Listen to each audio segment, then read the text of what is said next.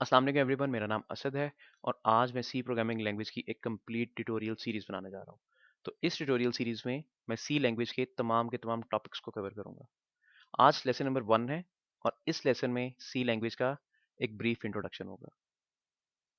सी language एक high level programming language है। High level programming language एक ऐसी लैंग्वेज को कहा जाता है जिसमें आपको सेट ऑफ इंस्ट्रक्शंस कम लिखना पड़ती हैं और उसमें जो आप प्रोग्राम लिखते हैं वो मोर और लेस कंप्यूटर डिपेंडेंट नहीं होते, कंप्यूटर इंडिपेंडेंट होते हैं। अब इस चीज़ को मैं थोड़ा सा डिटेल के साथ एक्सप्लेन करता हूँ। यहाँ पे आप देखिए मेरे पास एक प्रोग्राम है, उसके दो वर्जन्स लिखे हुए हैं। जो एक वर्जन है वो असेंबली लैंग्वेज में लिखा हुआ है जो कि एक लो लेवल लैंग्वेज है, और जो राइट साइड वाला वर्जन है ये सी लैंग्वेज में लिखा हुआ है। तो जो वर्जन असेंबली लैंग्वेज में लिखा हुआ है, अगर आप इसको गौर से देखते हैं तो ये थोड़ा सा कॉम्प्लेक्स लग रहा है। इसमें सेट ऑफ इंस्ट्रक्शंस ज़्यादा लिखी हुई हैं as compared to C language version. अगर आप सी लैंग्वेज में आते हैं तो उसमें सिर्फ एक ही लाइन लिखी हुई है, एक इंस्ट्रक्शन लिखी हुई है। अब यहाँ पे काम क्या हो रहा है, जो लेफ्ट वाला पार्ट है अगर आप इसको देखते हैं तो यहाँ पे एक स्ट्रिंग को प्रिंट करवाया जा रहा है, और अगर आप राइट वाले पार्ट में आते हैं तो यहाँ पे भी स्ट्रिंग को प्रिंट करवाया जा रहा है, लेकिन यहाँ पे एक ही लाइन लिखी हुई है। तो मैंने भी आपसे बात की थी कि एक जो हाई लेवल लैंग्वेज है वो डेवलपमेंट को काफ़ी सिंपलर बना देती है। तो ये देखें, ये वाला पार्ट सिंपलर नहीं है, इसमें आपको टाइम लगेगा सीखने के लिए। अभी तो खैर यहाँ पे एक ही टास्क परफॉर्म किया जा रहा है, वो टास्क क्या है, स्ट्रिंग को प्रिंट कराया जा रहा है। लेकिन अगर कोई लंबा टास्क होता तो असेंबली लैंग्वेज का कोड काफ़ी ज़्यादा ह्यूज हो जाता और वो जल्दी आपकी समझ में ना आता। लेकिन अगर आप वो सेम काम सी लैंग्वेज में कर रहे होते तो आपको सेट ऑफ इंस्ट्रक्शंस कम लिखना पड़ती, लेकिन आउटपुट सेम आ रही होती। तो इन शॉर्ट, जो एक हाई लेवल लैंग्वेज होती है वो प्रोग्रामर्स की लाइफ काफ़ी ज़्यादा आसान कर देती है। हम लोग आसानी के साथ डिफरेंट प्रोग्राम्स बना सकते हैं। बहुत सारी हाई लेवल लैंग्वेजेस हैं, जिनमें से जो कुछ लैंग्वेजेस हैं जो अभी मेरे जहन में, उनके नाम लेता हूँ। जावा है, उसके बाद सी प्लस प्लस है। सी प्लस प्लस सी लैंग्वेज का सुपर सेट है। वो सी लैंग्वेज को भी सपोर्ट करती है, और इसके साथ साथ उसमें कुछ इन्हांसमेंट्स आई हैं, और वो जो इन्हांसमेंट्स हैं जैसे उसमें ऑब्जेक्ट ओरिएंटेड भी आ गई है, तो ऑब्जेक्ट ओरिएंटेड को भी सपोर्ट करती है। तो सी लैंग्वेज एक स्ट्रक्चर्ड प्रोग्रामिंग लैंग्वेज है, यानी कि एक प्रोसीजरल प्रोग्रामिंग लैंग्वेज है। ये ऑब्जेक्ट ओरिएंटेड को सपोर्ट नहीं करती है। तो मेरे ख्याल से इतना काफ़ी है कि एक हाई लेवल लैंग्वेज क्या होती है। अब दूसरी तरफ आते हैं। सी लैंग्वेज एक जनरल पर्पस लैंग्वेज है। अब जनरल पर्पस लैंग्वेज क्या होती है? जनरल पर्पस लैंग्वेज एक ऐसी लैंग्वेज होती है जिसको एक से ज़्यादा पर्पस के लिए इस्तेमाल किया जाता है। उसका कोई एक स्पेसिफिक पर्पस नहीं होता, उसको बहुत सारी जगहों पे इस्तेमाल किया जा रहा होता है। अगर मैं आपको सी लैंग्वेज की एग्जांपल दूं तो इसे सिस्टम प्रोग्रामिंग में भी यूज़ किया जाता है। उसके साथ साथ इसको कंपाइलर्स बनाने में भी यूज़ किया जाता है, यानी कि इसमें कंपाइलर्स लिखे जाते हैं। इसमें ड्राइवर्स भी लिखे जाते हैं जो हार्डवेयर के ड्राइवर्स होते हैं। इसको एम्बेडेड सिस्टम में भी यूज़ किया जाता है। इसको बहुत ज़्यादा सारी जगहों पे यूज़ किया जाता है। मैं इस लैंग्वेज को पर्सनली काफ़ी ज़्यादा लाइक करता हूँ क्योंकि इसकी एग्जीक्यूशन काफ़ी ज़्यादा फास्ट होती है, जिस तरह असेंबली लैंग्वेज की एग्जीक्यूशन काफ़ी ज़्यादा फास्ट होती है। अगर आप इन दोनों का कंपैरिजन करते हैं तो ऑलमोस्ट एक जितनी फास्ट आएंगे। लेकिन सी लैंग्वेज में बेनिफिट क्या मिलता है, ये आपकी डेवलपमेंट को अच्छा खासा सिंपल बना देती है। जो इंस्ट्रक्शंस हैं वो एक प्रोग्रामर आराम से अंडरस्टैंड कर सकता है। सी लैंग्वेज के लिए कुछ टूल्स हमें रिक्वायर्ड होते हैं।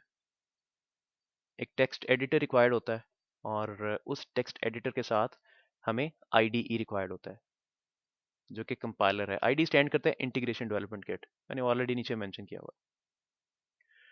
तो जो एक कंपाइलर है वो सोर्स कोड रीड करता है, रीड कर देने के बाद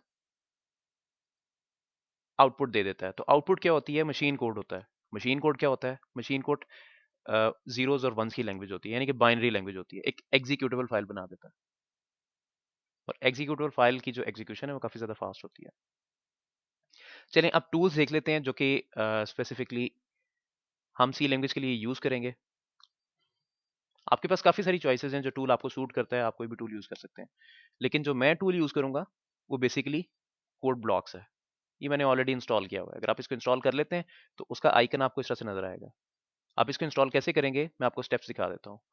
सबसे पहले आप कोड ब्लॉक्स की वेबसाइट पे जाएंगे और जब भी आप कोई सॉफ्टवेयर डाउनलोड करते हैं तो मैं आपको सजेस्ट करूंगा कि जिन लोगों ने उसको बनाया हुआ होता है उनकी ओरिजिनल वेबसाइट पे जाएं, वहां से डाउनलोड करें, कहीं और से डाउनलोड मत करें। क्योंकि अगर आप किसी और जगह से डाउनलोड करते हैं तो देयर इज अ चांस कि अगर आप उसको इंस्टॉल कर रहे हैं तो इंस्टॉल करते करते यहाँ हम लोग स्पेसिफिकली ख्याल नहीं करते हैं येस और नो का। हम लोग जो इंस्ट्रक्शंस लिखी होती हैं उनको पढ़ना मुनासिब नहीं समझते हैं और फटाफट बस येस और नो पे क्लिक किए जाते हैं, तो ये अच्छी चीज़ नहीं है। और जब आप येस और नो पे क्लिक करते हैं तो अक्सर ऐसा होता है जब आप डिफरेंट वेबसाइट से कोई डिफरेंट सॉफ्टवेयर डाउनलोड करते हैं तो उनमें साथ अ, उनमें मालवेयर्स भी आ जाते हैं, स्पेसिफिक टाइप के वायरसेस भी आ जाते हैं, तो वो आपके सिस्टम में इंस्टॉल हो जाते हैं, फिर प्रॉब्लम आती है। तो इसलिए मैं आपको सजेस्ट करूंगा जब भी आपने कोई चीज़ डाउनलोड करनी है तो जिन लोगों ने उस चीज़ को बनाया है उनके जो मेकर हैं आप डायरेक्टली उनकी ऑफिशियल वेबसाइट पे जाएं, वहां पे जाके डाउनलोड करें। तो यहाँ पे मैं कोई लंबी चीज़ नहीं लिखूंगा, I want to install code blocks for C language, मैं यहाँ पे ऐसा वैसा कुछ नहीं लिखूंगा। इतनी लंबी क्वेरी लिखने की मुझे जरूरत नहीं है।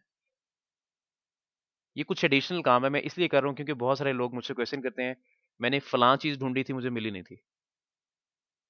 हमेशा एक चीज़ याद रखें, जो चीज़ आपने ढूंढनी है आप बहुत ज़्यादा स्पेसिफिक रहें। मैं जस्ट यहाँ पे लिखूंगा कोड ब्लॉक्स, मैंने कोड ब्लॉक्स लिखा, मेरे पास टॉप पे लिंक आ गया। अब नीचे जो वेबसाइट है उसका नाम क्या है, codeblocks.org। अगर मैं इस पर क्लिक करता हूँ तो ये मेरे पास इनकी ऑफिशियल वेबसाइट आ गई। अब अभी जो मैं ये वीडियो लेसन बना रहा हूँ मुझे इनकी वेबसाइट का ये वाला वर्जन नजर आ रहा है, लेकिन डिपेंड करता है आप मेरा वीडियो लेसन कब देख रहे हैं। तो उस टाइम पे अगर आप ये वेबसाइट ओपन करेंगे तो there might be a case कि आपको इसका जो स्टाइल है इस वेबसाइट का वो डिफरेंट नजर आए, इनका डिजाइन बेशक वो चेंज कर दें। यहाँ पे मैं डाउनलोड पे क्लिक करूंगा। डाउनलोड पे क्लिक कर लेने के बाद मैं बाइनरीज पे क्लिक करूंगा। मैंने जैसे ही बाइनरीज पे क्लिक किया यहाँ पे लिखा हुआ है please select a setup package depending on your platform. तो मैं इस टाइम पे विंडोज इस्तेमाल कर रहा हूँ। तो यहाँ पे देखें ये विंडोज के लिए भी अवेलेबल है, विंडो एक्सपी है, विस्टा है, 7, 8 है, 8 के तमाम वर्जन्स, उसके बाद विंडोज 10 को भी सपोर्ट कर रहा है। उसके बाद नीचे इसकी सपोर्ट लिनक्स के लिए भी अवेलेबल है, 32 बिट्स के लिए भी और 64 बिट्स के लिए भी। और अगर मैं मैक पे आता हूँ तो मैक के लिए भी आप इसको डाउनलोड करके इस्तेमाल कर सकते हैं। अगर मैं विंडोज वाले पार्ट पे क्लिक करता हूँ तो ये मुझे ऑटोमेटिकली विंडोज वाले पार्ट पे ले जाता है। अब यहाँ पे आपने क्या डाउनलोड करना है, नीचे कुछ इन्फॉर्मेशन लिखी हुई है। अगर आप इस इन्फॉर्मेशन को देखते हैं, इसको रीड करते हैं, तो यहाँ पे लिखा हुआ है the code blocks 16.01 setup.exe file includes code blocks with all plugins.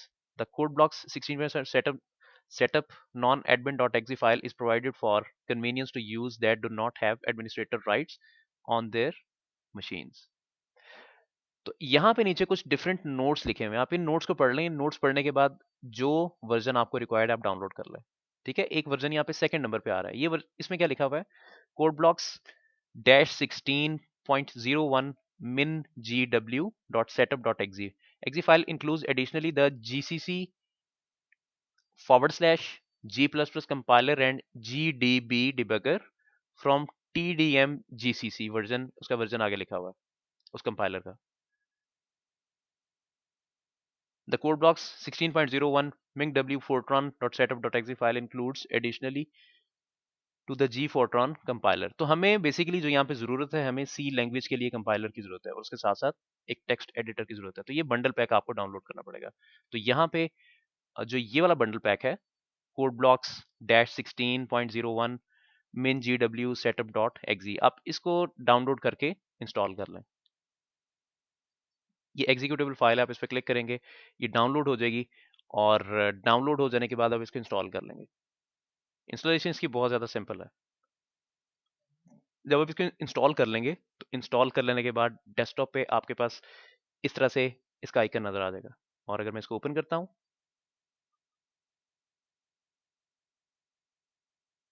ये आपको इस तरह से नज़र आएगा। मेरे ख्याल से इंट्रोडक्शन के लिए इतना काफ़ी है और जो लेसन्स हैं वो इसी तरह से कंटिन्यू रहेंगे और बाकी मैं आपसे लेसन नंबर 1 में मिलूंगा। टेक केयर, अल्लाह हाफिज़।